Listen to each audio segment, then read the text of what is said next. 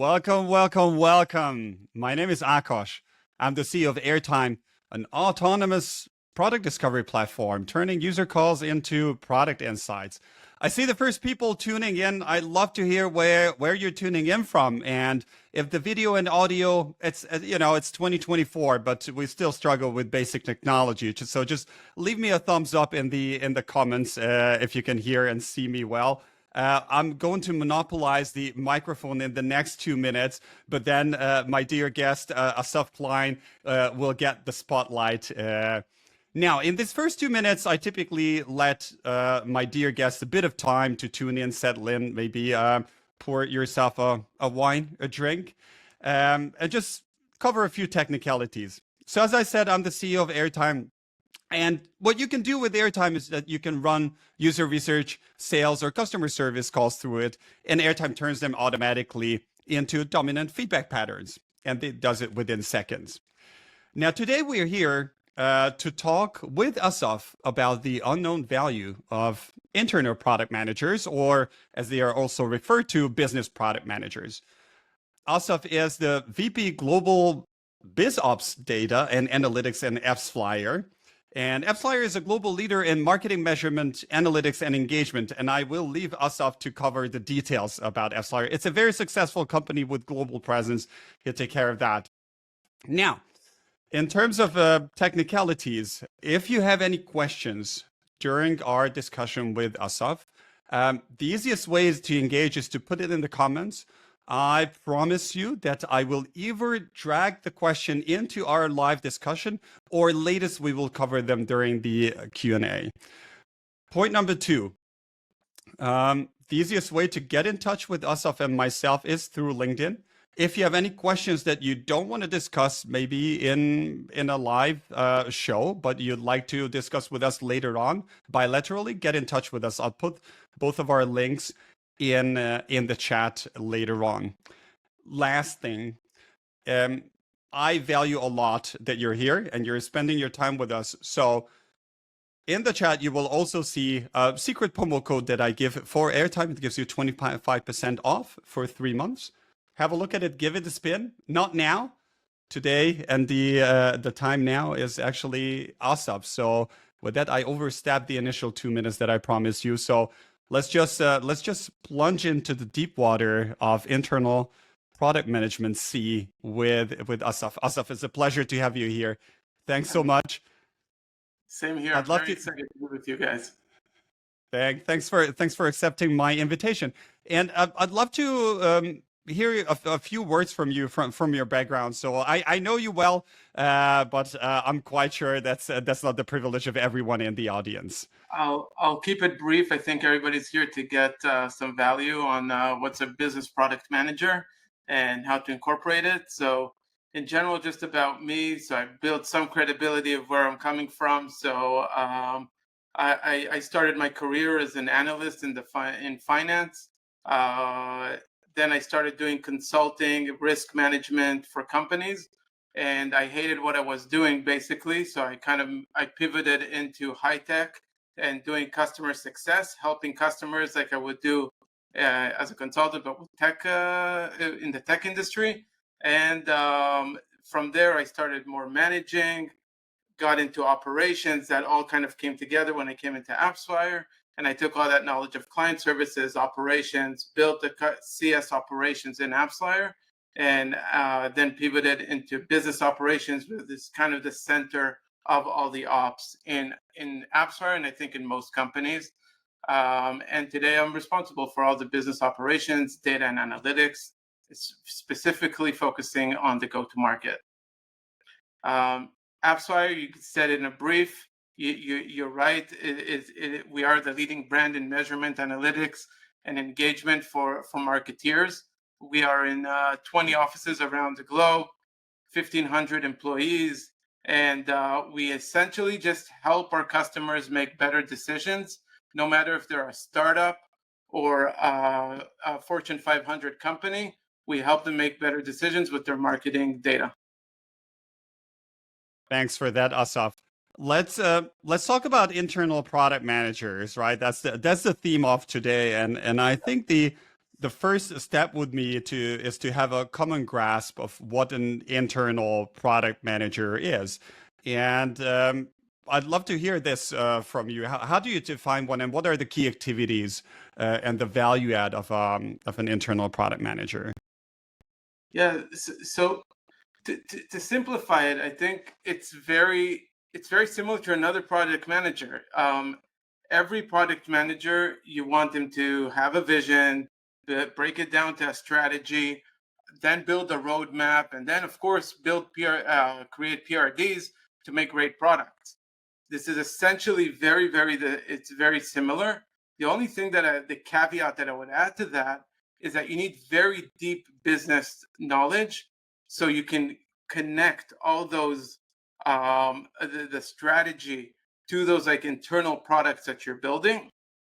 And you need to have the background, a lot of like consulting strategy. Those are the kind of things that we bring into the product manager. But again, it's very similar to the ones externally.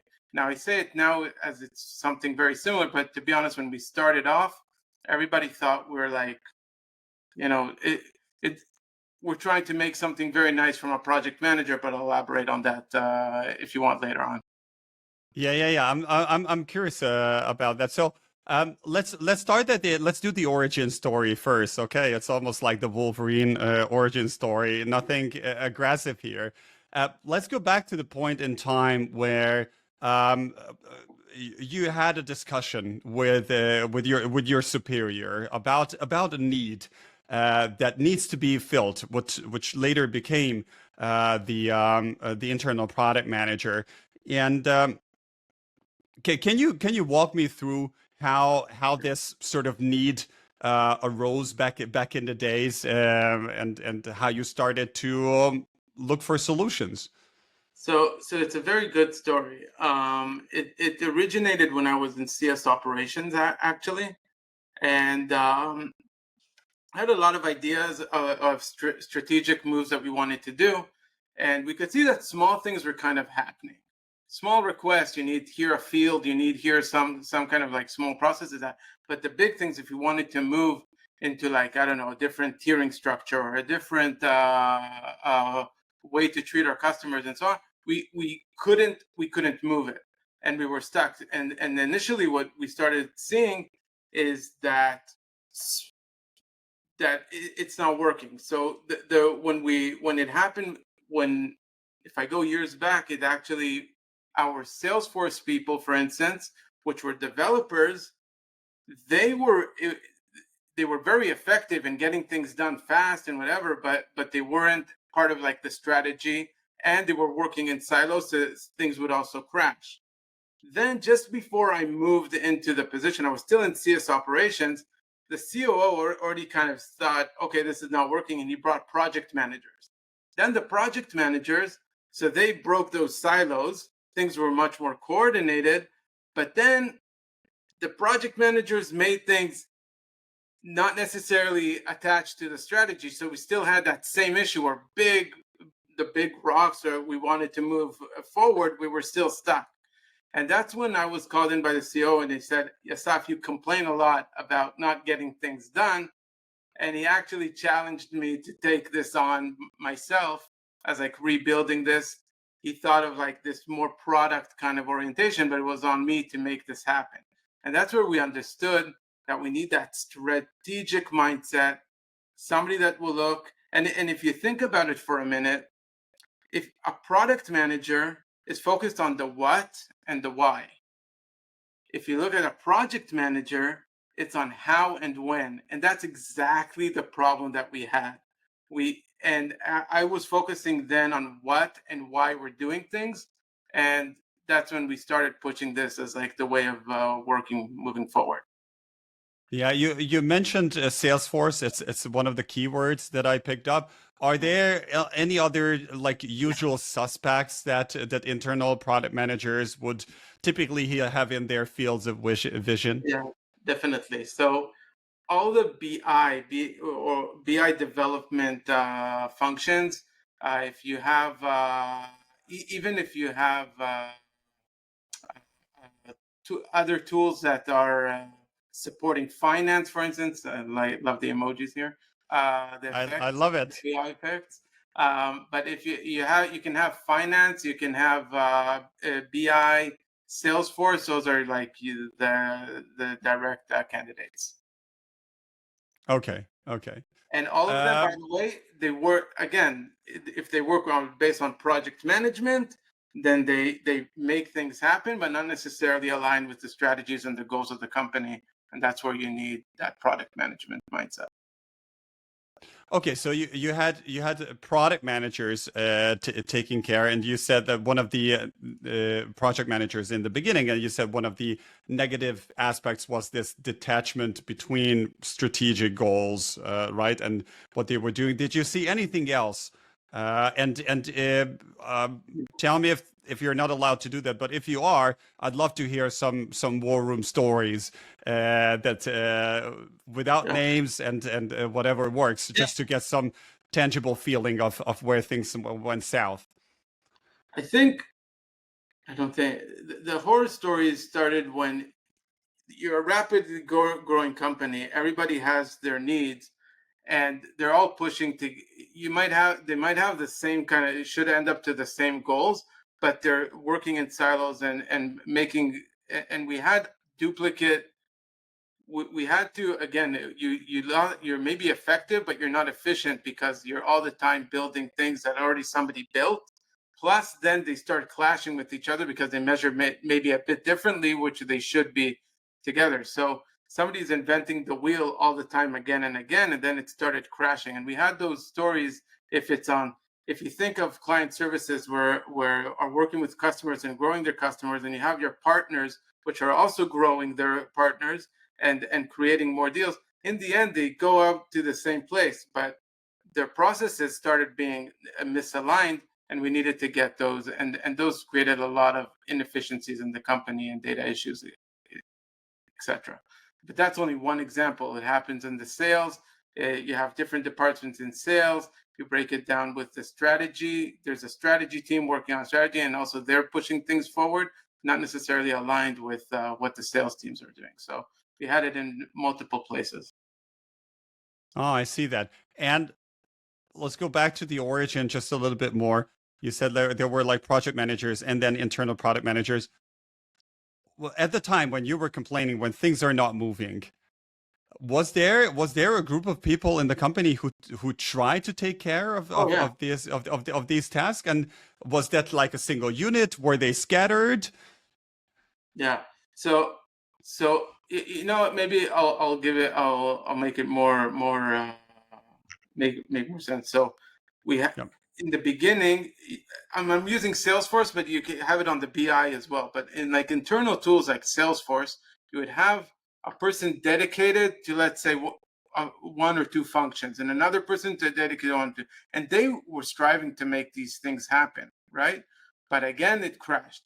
Then we moved away from this dedication person of that is doesn't see the whole picture, and even the project managers, they are trying to solve this. This is what they came in for, but again, they didn't have that.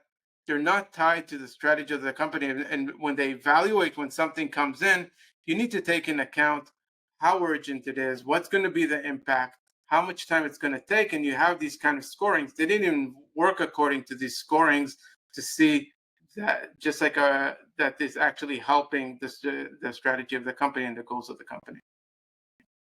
Yeah, yeah. It sounds like the internal product managers are the oil in the machine, making sure that every part of the machine functions and carries out the purpose, let's say, in case of an engine, that the car accelerates. And it's exactly that. And I want to add that from what I see, I meet up in different meetups and groups, and this is coming a thing. I'm seeing it on the rise, and I think the main reason why I'm here today is because everybody thinks this is a privilege of a bigger company. This is something that you should bring on later on. You know, we don't have time for this. This is like, oh, now your AppsFlyer is very successful, so so we can do it. But it's actually the opposite. Everybody that I speak with say they should have done this in the beginning. Oh my God, look at this. how did you get these functions? Anyways, It's not me. I think it's your laptop, but I'm it's happy my to take the laptop. blame. Okay. I wish I had the ability to launch this like any Well, time for a guest. okay. So, anyways, everybody thinks it's something that you get when you're bigger, but the fact is, if you do it when you're 100, 200 people, and you see that you already have processes that are in parallel, that's where you should think, this is my time for a business product manager or internal product manager, like you called it, because later on fixing these, it's going to cost a lot of money. It's going to take you back, and the worst thing is that you're not achieving the goals that you put in for. And by the way, that's how we also justify this, because this move, because you show what is the impact and what are you losing. Just like any, like who would build now a startup like new features or whatever without a product manager and put a project manager on it? Probably nobody would do that. Yeah, yeah. But this is a very good point. By the way, so what you described reminded me to some extent to technical debt. You know, when you build something that you know later on it's gonna drag you down and it's gonna slow you down, but you say, yeah, okay, right now I'm just growing, so let's just grow and we fix things later. But like at one point that debt, and I'm gonna call this debt that you described the operational debt, because I think it's a good analogy for all the accumulated like risk that you run and that you have to fix later on. But your point about getting a budget and convincing people, I think it's if I may zoom out for a second, for any kind of role that is not directly tied to the bottom line of the company, you typically have this kind of argument. So in the field that I'm most active in user research, right? If you're not doing some like hardcore usability tests where you can prove that changing the call to action button resulted in higher click-through rate, there's not a direct line that you can draw between a well done research project and higher revenue later on. And in this sense, also, I'm just thinking, and I can't put my finger as of yet now how you justify or how you quantify the added value. How did you do that for the internal product manager? First of all, everybody was miserable. Like, people were not happy. It's not only me. I maybe made more noise, but everybody wants to succeed and to get their things in. And then when they don't get it then, and you don't make big changes. We're all here, especially in a startup. You're here to make changes, to make better processes, enable your teams, and to achieve their goals. And if you're not, then you start becoming stressful, and you push. And so first of all, everybody wanted a change, and then because there was a problem, so you already justify it. The other thing is, you quantify it very easily, because we look at the ROI of every project, and then we measure, okay, if we did this, what will be the impact? If you change anything in your process, in your pricing, in your what you have to offer, and you say, okay, if we make this change, we're going to see an increase of 100K in the first quarter or whatever. You can measure it.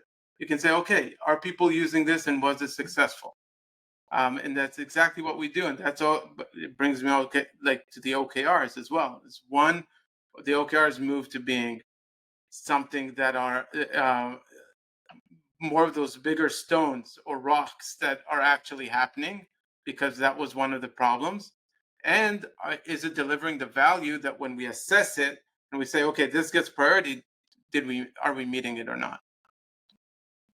Yeah, yeah. That makes it okay. So you tie it to. I think bringing in the OKR makes a lot of sense, and I can definitely then see how the individual goals of the internal product managers then at least you create transparency or and how they add up. Let's talk a little bit about um, I'm curious about the like a typical day. Is there can you give me a sense of what a typical day for an internal product manager looks like? To what extent is it different from a regular product manager? Interesting. It's a really good question. And by the way, we did not prep for this, and this is a great question. Uh, um, the it kind of evolved with time. In Yeah, the beginning, a big portion of the time of the BPM, business product manager, yeah, was very much on planning the quarter. And because of all these problems that we had, we said we yeah, need to build a quarter very well. And we know what are those big things we want to achieve and leave very minimal time for like small things because it doesn't move the needle as much. yeah, Or it could be something small but very strategic. Okay. The, so the planning was the majority of the time. Then also the transparency. That was the main focus in the beginning because everybody lost trust. Remember me in my previous hat of the CS operations, I lost like confidence in like, will these things even happen? So we needed to be transparent, and the major thing of the transparency was the buy-in, to get buy-in from the stakeholders, because I was so focused on myself in the past as a CS operations that wanted to get my products done, that I didn't even know that maybe sales or our partner development, they have great things as well, and maybe theirs is even more important than mine for the company or yeah, for our customers. And so the buy to get that buy-in was transparency. Then they see why we made the decisions we made. They can even like fine tune us, say maybe we're wrong, maybe they PD will say, guys, I'm fine. Let's do mine next quarter. This is more important. That was the main thing we built. So it was that planning, getting the buy-in, and then it was working, and then working on the PRDs and alignment with everyone, and to make sure the outcomes that we were looking for were actually happening. So that's their like day to day with all the functions, and we're talking about 3 PDMs that is servicing all the company. It's not like this big function. It's very limited people, but really know their businesses yeah. very well and catering to that. And Now, they have long days, yeah, I very guess. long days.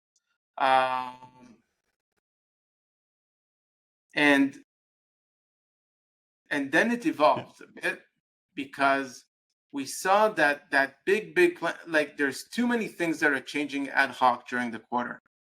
yeah, So we changed it pretty recently, to be honest. We had a lot of mileage of things and kind of recently we changed it more of like, okay, what are the big up to 5 things that must happen this quarter? And we're more agile. So we have those 5 things, 5 big strategic objects that must happen, and the rest, it's like it goes from backlog right into, okay, now we have time, we're doing the others, or there's an ad hoc, at least we know, and we're not like changing all of our planning. Plus, now that we have the buy-in of the different ops in the organization, they're also part of like, why are we deciding to move things around, and they're part of it. So it became much more of an agile and less of like big massive planning that everybody was like killing themselves to do it, and then things were changing anyway. yeah. I think that's I had a webinar a few months ago about road mapping. I labeled the webinar that roadmaps are dead, and they're not dead, but they're dead in a sense that it doesn't make sense to build a 12-month roadmap when No, the certainty that you have for any roadmap item decreases. It's like a 1/x function over time. So why not just keep all the strategic focus and topics for the midterm and then hash out in details the next 3 months? even within a quarter things change so much. um and again, so we're staying much more focused, but definitely long-term roadmaps. Yeah, we at least in internal products we cannot do it. Yeah. Yeah. Talking about business, I'm going to switch also to business product managers, BPM, so we have the same vocabulary here. So BPMs, um, how did you hire the first one? How did you know what's the right profile to hire? It was definitely hard, to be honest. Like it was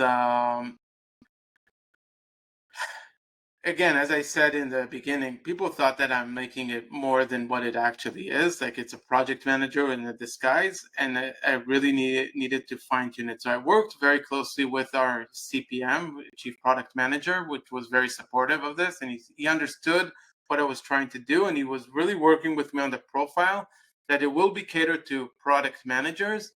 But then I also brought the more business side into it, and I said, I want that, that tweaking of having that somebody that has experience in business orientation or consulting or strategy to be involved here.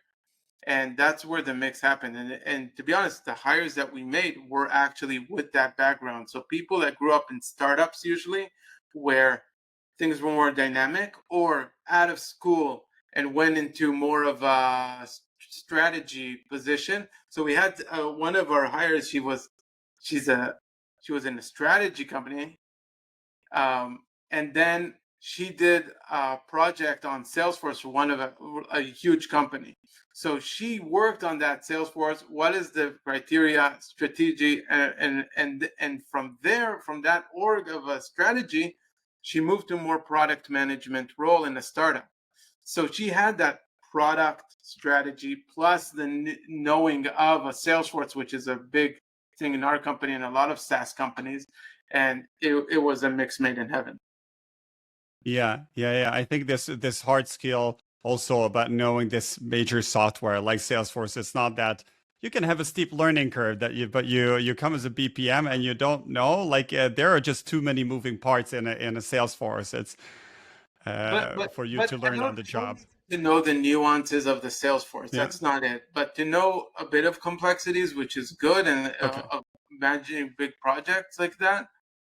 But I think the big thing is we found ourselves with managing 60 projects. Again, I'm talking about these three.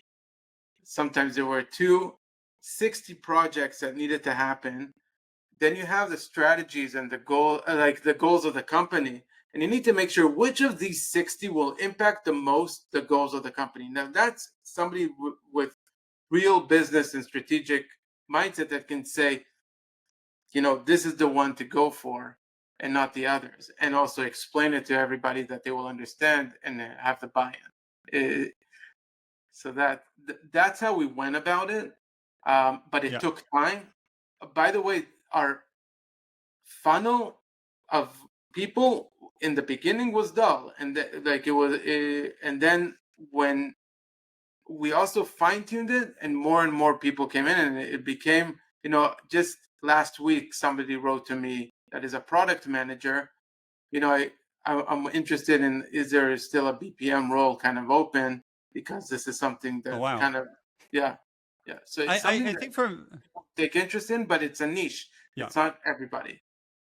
It's what you describe, and correct me if my understanding is wrong. Like back in the days when I came out of business school and I went into strategy consulting, one of the appealing thing about strategy consulting was that at the age of 26, I got to sit in the boardroom and listen to the big dogs and the discussions. And yeah, I wasn't driving the discussion, but I was sort of part of it. And Yeah, from how I understand it, as a BPM, you have a very high responsibility in the company, juggling with all the major projects that need to be completed, and you're the one like pulling the strings to make them happen.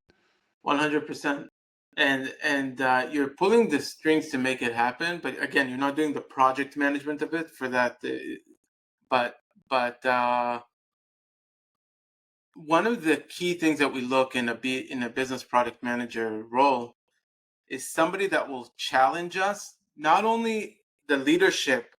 It could be the leadership, the stakeholder that's actually asking for this. We need people that will challenge again and again. Why are we doing this? What's going to be the impact? Maybe we're looking at it differently. maybe we're trying to achieve something. A lot of times, by the way, stakeholders say they already give you like, what is the solution? Do this for me. No, Yeah. the BPM stops and says, what are you trying to accomplish? I'll tell you what's the best way to get there. And it's Yeah. amazing how many times you need to press to get that ROI, and what is that outcome that they're looking for Yeah. from the stakeholders. Yeah, as I think as human beings, we are very solution oriented and always jump to the solution, and we also love to fall in love with the solutions that we came up with. So By the way, it's a yeah. some of these things Go ahead. we don't even create like the long-term solution right away. We actually start with very manual. We say, okay, if it works, if we see the actual outcome is happening, then we're going to invest in it more. Yeah, almost A lot of almost an people MVP, like an internal do MVP. MVPs all the time, all the time. That's a Yeah. great. I didn't use that term, but it's exactly it. But again, So only a product manager can do that. A project manager would say, "This is what you want to get done. I'll do it to make sure." yeah, just a Yeah, quick call fine. to the audience. Looking at the clock, and we're drifting into the Q&A part. I have a number of more questions for us up, but I want to make sure that each and every one of you who are listening, if you have any questions, any topics, anything that you would like to pick Asaf's mind about, this is the time. Put your questions in the comments. If you don't feel like asking now, you can also approach us after the webinar. The best way is through LinkedIn. Okay, so I'm gonna just throw another ball at Asaf and then see if any of you put something interesting in the comments in the meantime. So Asaf, let's talk a little bit about the future. We talked about the past so far, but like looking forward, no, there was like 20, 30 years ago, there was a time when the role of product managers evolved and were created. And now we have the business product managers. Where do you see this role developing in terms of in the next years, in terms of in your company, and broadly speaking in other let's say tech companies? Yeah. Where it will brought the way I see it is that currently, because it's also new and there's so much demand, the product manager gets a lot of requests, centralizes it, prioritizes, and so on, as we discussed. Where I see it going to is initiating what those projects will be. Just like a product manager comes up with a new feature from scratch, not necessarily the CEO asked him to do it. This role has to grow into initiating, because they also see across the board what are the products that we need to build internally and to focus on. It's starting to happen with maybe AI, because everybody's like around AI, so they need to like think of like, what are we doing with AI in the company, and be much more involved there. That's actually starting to happen. But in general, they need to grow into there. And yeah, I think that is the big thing, is like not just centralizing and doing it, but actually initiating and coming up with new products that nobody thought of. Cool, fascinating. I'd love to have you back in latest in a couple of years and see how you're like what happened in the meantime, and what new experiences you gained. I have a last question. I haven't got any questions from the audience. I think it's beginning of August, and I hope my audience is sipping a nice mojito or having a good time by the pool and taking some rest. So I'm not going to push you on that. But I have a last question for you, Asaf. We talked about a lot of things today, and you shared a lot of valuable knowledge. And I'd like to do a bit of injustice and let's try to pick three things. If we remember only 3 points from our discussion today, what should be those 3 points? BPM is not something. It's not for privileged companies. It's actually, you need to start Yeah. early. When you prioritize, you use importance, urgency, and effort as your ROI.